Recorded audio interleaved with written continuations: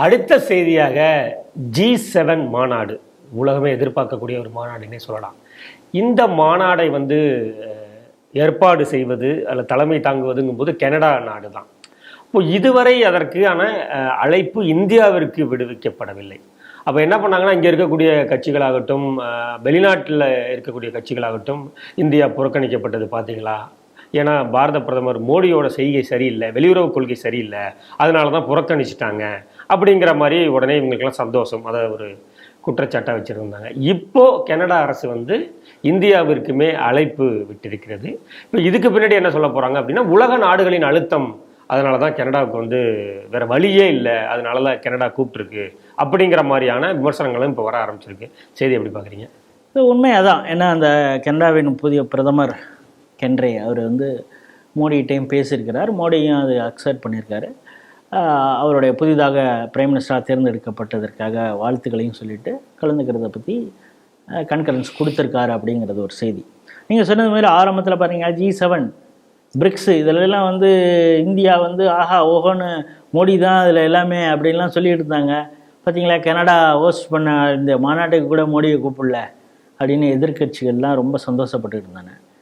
அதுக்கப்புறம் யார் வரா என்ன, இப்போ நம்ம கேட்போம்ல கல்யாணத்தில் யாராக இருப்பா வரா இல்லை அதுன்னு. இப்போ கருப்பழனி இப்போ அழுதுகிட்டு இருக்கார்ல, எங்கேயுமே கூப்பிட மாட்டேங்கிறாங்க, காரணம் எங்கள் பெரியப்பா தான் பழகருப்பை எங்கேயும் என்னை கூப்பிடக்கூடாது அப்படின்னு சொல்கிறார். அது மாதிரி G7 யாரெல்லாம் கூப்பிட்றீங்க அப்படின்னு தான், எல்லோரும் இதெல்லாம் கூப்பிட்றோம் அப்படின்னா. இந்தியாவே அப்படின்னா இல்லைங்க, எங்களுக்கு டேர்ம் சரியில்லைங்க, ஏன்னா காலிஸ்தானி பயங்கர நிஜார் அவரை கூட அந்த கேஸ் போயிட்டுருக்கு, கூப்பிட்றத பற்றி பேசுகிறேன்.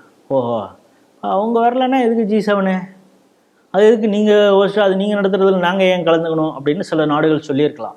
அவங்க என்ன சொல்கிறாங்கன்னா, இப்போ அதுதான் அந்த பிரைம் மினிஸ்டரே ஒரு வழிக்கு என்ன சொல்கிறாரு, உலகிலே நாங்கள் ஏற்கலை, அது அடுத்தது, எங்களுக்கும் அவங்களுக்குமான பஞ்சாயத்துங்கிறது வேறு. ஆனால் உலகிலேயே 5வது மிகப்பெரிய பொருளாதார நாடு இப்போ பாஸ் பண்ணி 4க்கு வந்தாச்சு, ஜப்பானையும் இது பண்ணியாச்சு. அப்படிப்பட்ட ஒரு நாடை எப்படி புறக்கணிக்க முடியும்? அதனுடைய தலைவர் மோடியை எப்படி உலக நாடுகள்லாம் அழுத்தம் கொடுக்குது, அவர் வந்தால் நாங்கள் வரோம், அவர் இல்லாத ஃபங்க்ஷனுக்கு நம்ம என்ன அப்படிங்கிறது மாதிரியான ஒரு சூழல் வந்த உடனே வேறு வழி இல்லாமல் தான். இப்போ நீங்கள் சொன்னீங்கன்னா இந்த பிரச்சாரம் தான் பண்ணுவாங்கன்னா, அவர் அப்படித்தான் நடந்தது அப்படின்னு ஒருத்தர் அந்த நாட்டை சேர்ந்த ஒரு சீனியர் ஜேர்னலிஸ்ட்டு, அந்த கட்சியை சார்ந்தவரும் சொல்கிறார், எங்கள் அரசுக்கு வெளிநாடுகளில் இருந்து அழுத்தம் வந்தது உண்மை, பிரைம் மினிஸ்டர் மோடி கலந்துக்கலன்னா அப்புறம் அந்த G7 எதுக்கு உங்கள் ஊரில் நடத்துகிறீங்க அப்படின்னு. இப்போ அதை ஒட்டி இன்னொன்று என்னென்னா, மோடி கண்டிப்பாக கலந்து கொள்ள வேண்டும்ங்கிறது நம்முடைய ஒரு பார்வை. ஏன்னா அங்கே இருக்கக்கூடிய காலிஸ்தானி பயங்கரவாதிகள், அது ஒரு ஹெவன் மாதிரி இருக்குது காலிஸ்தானி பயங்கரவாதிகளுக்கு. சில மாகாணமே அவங்க கையில் வச்சுருக்காங்க. அங்கே இருந்து இந்தியாவிற்கு சவால் விடுறாங்க, நாங்கள் மோடியே போட்டு தள்ளிடுவோம் நினச்சோம்னா அப்படின்னு.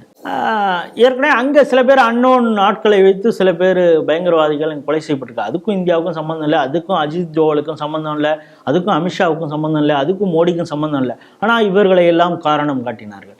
ஜெய்சங்கர் மோசமான ஆள், அஜித் தோவல் தான் அந்த நிஜார் கொலைக்கு பின்னால் இருக்கிறார் அப்படின்லாம் சொல்லி ஒரு குற்றச்சாட்டு சொன்னார். அவர் யாருன்னா, தமிழகத்திலே திண்டுக்கல்லில் கூட ஏதாவது ஒரு பிரச்சனைன்னா இங்கே இறங்கி அவங்களுக்காக சேவை செய்யக்கூடிய அளவு இருந்த ஜஸ்டின் ட்ரூடோ, தமிழர்களின் மாண்பையும் மரியாதையும் சுயமரியாதையும் காப்பாற்றக்கூடியவர், பொங்கல் பண்டிகைலாம் வேட்டி கட்டிட்டுலாம் அவர் கலந்துப்பார் அப்படின்னு. பார்த்தீங்கன்னா அங்கே கனடாவை பொறுத்தளவு பார்த்தோம், இலங்கை தமிழர்கள், இந்த தமிழர்கள் கிடையாது, இலங்கை தமிழர்களுக்காக அவர் காலிஸ்தானி பயங்கரவாதிகளே பிளட்டண்டாக அவர் சப்போர்ட் பண்ணக்கூடிய ஆள். இந்த கனடா தேர்தலிலே கூட இந்தியா ஆளுமை செலுத்தி எங்களுக்கு எதிராக செயல்படுகிறதுன்னு ஆரம்பத்தில் புலம்புன ஆள். ரிசல்ட்டும் பாவம் அவருக்கு எதிராக ஆயிடுச்சு. அவர் பிரைம் மினிஸ்டர் எப்பொழுது பிரைம் மினிஸ்டர் நரேந்திர மோடியை குறை சொன்னாரோ, அவர் அந்த பிரைம் மினிஸ்டர்ஷிப்லேருந்தே அவர் வெளியில் போகக்கூடிய அளவுக்கு பார்த்தோம். எதிர்கட்சிகள் அவருக்கு கொடுத்த அழுத்தம், சொந்த கட்சியிலே அவர் நீ இருந்தால் அந்த நாடு விளங்காதியா அப்படின்னு சொல்லி அனுப்பிச்சி விட்டதெல்லாம் பார்க்குறோம்.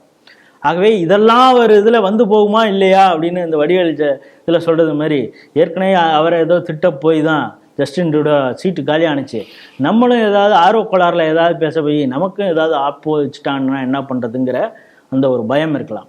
அடுத்தது இந்தியாவை பொறுத்தளவு, நீ இந்தியாவில் அங்கேருந்து ஆதரவு செய்து இங்கே ஒரு பயங்கரவாதிகளை அனுப்பிச்சி மோடியை கொள்ளுவேன்னா அந்த ஊருக்கே நான் வரேன், நீங்கள் என்ன பண்ணுறேன்னு பார்க்கலாம் அப்படிங்கிற ஒரு சேலஞ்சாக கூட இதை எடுத்துக்கிட்டு ஒத்துருக்கலாம். ஸோ பார்ப்போம் என்ன நடக்குதுன்னு. உலக அரங்குக்கு இப்போ காக்கணும் எந்தெந்த நாடெல்லாம் பயங்கரவாதத்துக்கு ஆதரவாக இருக்கிறது. இதெல்லாம் வந்து நமக்கு கிளாஸ் எடுக்கும். அதாவது ஹியூமன் ரைட்ஸை பற்றி கிளாஸ் எடுக்கக்கூடிய ஒரு சில நாளில் இந்த கனடாலாம் உண்டு. அதனால் அங்கேயே போயிட்டு உன் ஊரில் தான் பயங்கரவாதிகள் அதிகமாக இருக்கிறாங்க, அதுவும் இந்தியாவில் பயங்கரவாத செயல்களை செய்துட்டு இங்கே வந்து பத்திரமா இருக்கிறான் அப்படின்னு சொல்கிறதுக்காகத்தான் தலைவர் போய் அங்கே கலந்து கொள்ள போகிறார் அப்படின்னு பார்க்குறேன். போக போக இந்த நிகழ்வு எப்படி நடக்குதுன்னு பார்ப்போம்.